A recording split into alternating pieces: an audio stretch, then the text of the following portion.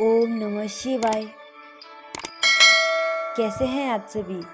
आशा करते हैं आप सभी स्वस्थ और सुरक्षित होंगे। आज हम महादेव के प्राचीन मंदिर जो कि उत्तराखंड के प्राकृतिक सुंदरता से संपन्न गांव भोगपुर में बागेश्वर महादेव के नाम से प्रसिद्ध हैं के दर्शन करेंगे तथा यहाँ की प्रचलित मान्यताओं व लोगों की मंदिर के प्रति आस्था के विषय में गहनता से जानेंगे। भोगपुर में स्थित महादेव मंदिर से संबंधित कई रोचक कथाएं जन सामान्य में सुनने को मिलती हैं तथा जब हम इस विषय में ज्ञानी व पुराने निवासियों से हमने संपर्क किया तो इस मंदिर के निर्माण संबंधी कई रोचक और चकित करने वाले तथ्य जानने को मिले, जिन्हें हम आपके साथ साझा कर रहे हैं, जिससे आप भी बागेश्वर महादेव के दर्शनों को पाने हेतु जरूर उत्सुक होंगे और जीवन में एक बार यहाँ महादेव की आराधना करने हेतु आना चाहेंगे। मान्यता है लगभग 600 साल पुराना यह मंदिर है। इस मंदिर में स्थापित शिवलिंग मानव निर्मित नहीं है बल्कि स्वयंभू है। स्वयंभू अर्थात स्वयं से उत्पन्न। इस तथ्य को जानने हेतु हमें नर्मदा नदी के विषय में थोड़ा जान लेना आवश्यक होगा। पुराणों में कहा गया है कि नर्मदा नदी ने शिव जी की कठोर तपस्या कर वरदान प्राप्त किया था और तब से नर्मदा नदी का प्रत्येक कंकड़ शंकर है, अर्थात नर्मदा नदी से मिलने वाला पत्थर स्वयं शंकर का ही स्वरूप है। लगभग 600 साल पूर्व नर्मदा नदी से शिवलिंग निकालकर बागेश्वर के कुछ साधुओं ने उस शिवलिंग को यहाँ स्थापित किया। नर्मदा नदी से प्राप्त होने के कारण इसे नर्मदेश्वर शिवलिंग भी कहा जाता है। आपको यह जानकर आश्चर्य होगा कि प्रारंभ में मंदिर के निर्माण कार्य में सीमेंट के स्थान पर उड़द दाल, जूट, चूना, सुर्खी आदि वस्तुओं का प्रयोग किया गया था। यह बात अविश्वसनीय प्रतीत होती थी, किंतु कई प्रमाणिक जगहों से ढूंढने पर यह जानकारी सत्य प्रतीत हुई। जब हमने इसकी तहकीकात की तो पता चला कि पुराने समय में वाकई में भवन निर्माण हेतु सीमेंट की जगह उड़द दाल आदि का प्रयोग किया जाता था।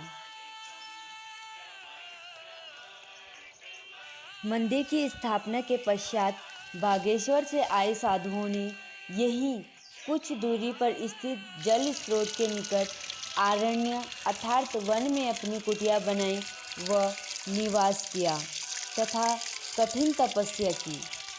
उनके निर्वाण के पश्चात अर्थात शरीर त्यागने के पश्चात उनकी समाधि मंदिर के ही निकट ही निर्मित की गई, क्योंकि तपस्या के पश्चात वे महादेव की उपासना द्वारा सिद्ध साधु हो गए थे। अतः उनके द्वारा यहाँ स्थापित लिंग भी सिद्ध महादेव के नाम से भी जाना जाता है। इस जगह से संबंधित एक अन्य रोचक कहानी भी जुड़ी हुई है।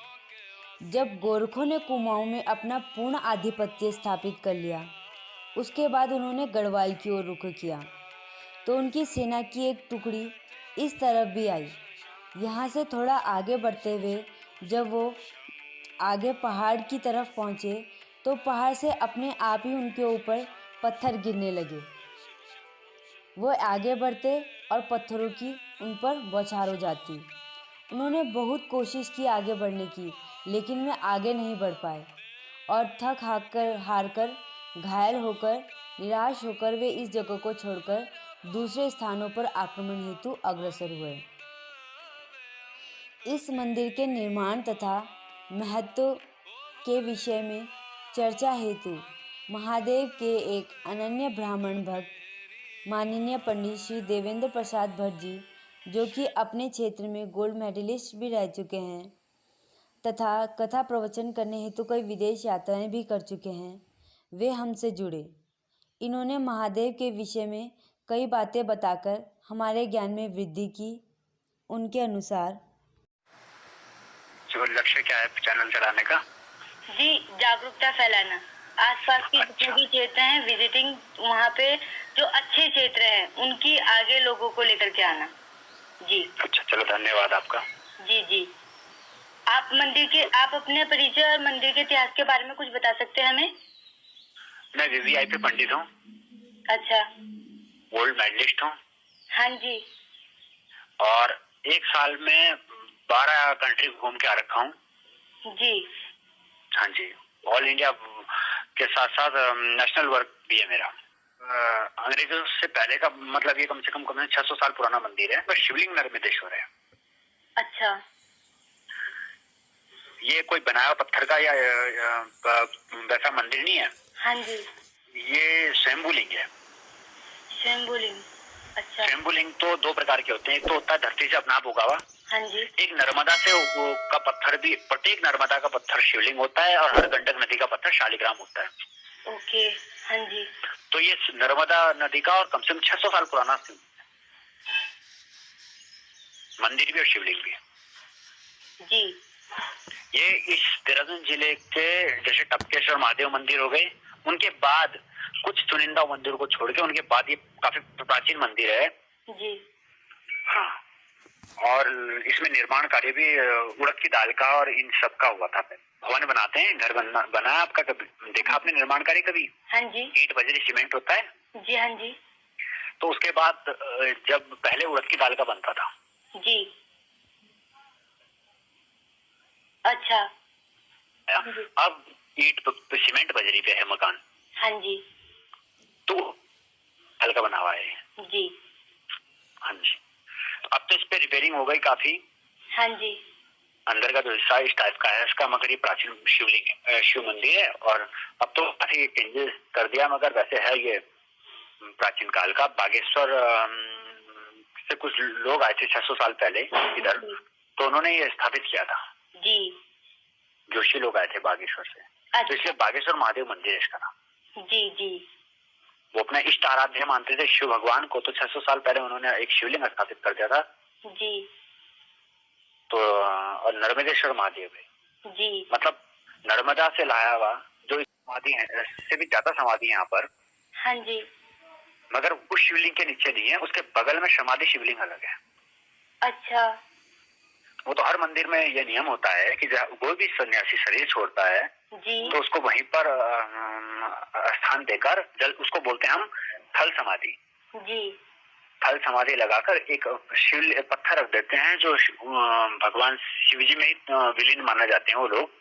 जो शरीर विलीन हो गया और एक शिवलिंग स्थापित कर देते हैं, जो भी उसकी अर्चना पूजा करना चाहे तो उस पत्थर में ही अपने गुरु को मानकर उसकी पूजा कर। जी, हाँ, कुल है यहाँ पर तो सावन के महीने कदम एक पाँव रखने की भी जगह नहीं मिलती। लोग दूर से तो छोड़ो, लोकल वाले को फुर्सत नहीं मिलती, तो दूर वाला का तो नंबर आना बहुत दूर की बात है। जी, हाँ जी, हमें 4-4 घंटे वेट कर शिवलिंग पर जल चढ़ाते हैं। जी, लक्ष्मण सिद्ध हो गया, हाँ जी, माणो सिद्ध हो गया, मानस सिद्ध हो गया, इसमें कोई चमत्कार दिखते तो नहीं है। हाँ जी, बस सब जानते हैं चमत्कारिक सिद्ध पीठ है। जी, बात है यहाँ पर कोई भी जब अनुष्ठान पूजा पाठ जो करते हैं कभी निष्फल नहीं जाता। जी, चाहे ब्राह्मण या यजमान ने किसी भी तरीके से किया हो वो सफल हो जाता है। जी, थोड़ी सी पूजा भी उसका भी अनंत फल मिलता है और यहाँ पर कोई भी अनुष्ठान यज्ञ किया हुआ कभी निष्फल नहीं होता। ऐसा यहाँ जो भी ब्राह्मण पूजा करते हैं उन सबने अनुभव किया है। मरणासन पर है कोई, डॉक्टर ने भी हाथ खड़े कर दिए और महामृत्युंजय जब यहाँ पर प्रारंभ कर दिया तो हम लगभग लोग स्वस्थ होकर और आगे अपना जीवन में वृद्धि हो गई उनकी। धन्यवाद पंडित जी। आज के परिप्रेक्ष्य में यदि हम बात करें तो वर्तमान में मंदिर प्राचीन मंदिर से भिन्न व अधिक भव्य है।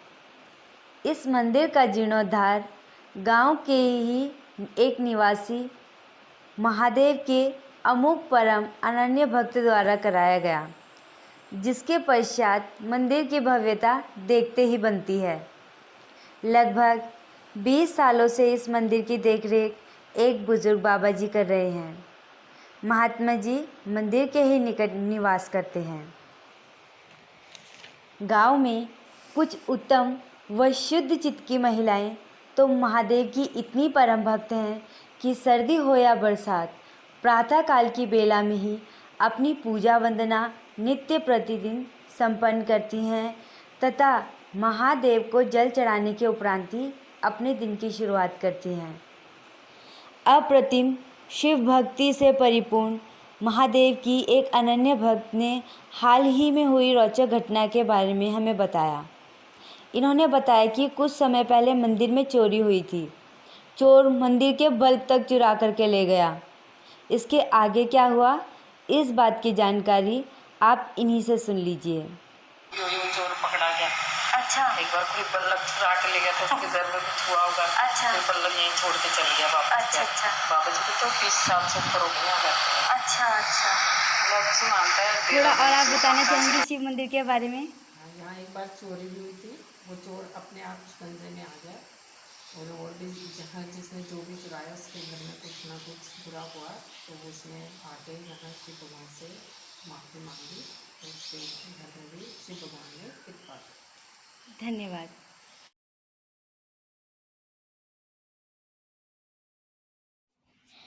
बहुत ही सुंदर कहा आपने। भगवान शिव बहुत ही कृपालु हैं, दया निधान हैं। यदि मन सच्चा हो तो वे क्षमादान भी कर देते हैं। मंदिर का प्रांगण अत्यंत निर्मल व प्राकृतिक सुंदरता से परिपूर्ण है। मंदिर के प्रांगण में बेल व पीपल जैसे पवित्र वृक्ष भी हैं जिनकी लोग पूजा करने यहाँ श्रद्धा से आते हैं। मंदिर में गौरी माता, गणेश जी व कार्तिकेय के संग यहाँ विराजमान हैं। सावन में तो यहाँ चारों ओर जप की ध्वनियाँ गूंजती रहती हैं तथा ब्राह्मण कई कई दिनों तक जप की प्रक्रिया को यहाँ संपन्न करते हैं।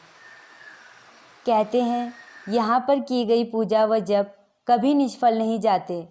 लोग यहाँ महादेव के दर्शनों हेतु आते हैं तथा उनके दर्शन पाकर लाभान्वित होते हैं। यदि आप शिव भक्त हैं तथा आपको यह जानकारी व यह स्थल अच्छा लगा हो तो इस चैनल को प्लीज़ सब्सक्राइब कीजिएगा, लाइक कीजिएगा और ज़्यादा से ज़्यादा शेयर कीजिएगा ताकि ज़्यादा से ज़्यादा लोग मंदिर में आकर महादेव के दर्शनों से लाभान्वित हो सकें।